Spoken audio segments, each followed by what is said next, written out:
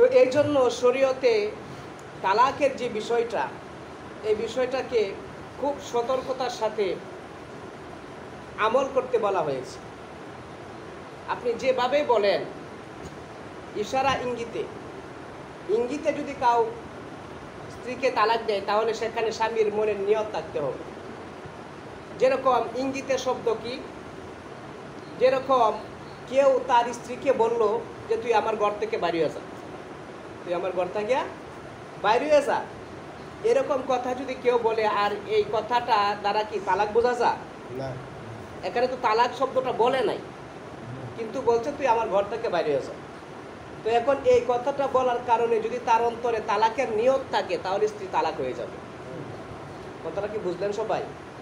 বউকে কইলো যে তুই ঘরটা আমার বাইরে, আর এই কথাটা কইছে অন্তরে তার নিয়ত হইলো তার বউরে কি দেওয়া, তালাক দেওয়া, তাহলে তালাক হয়ে যাবে।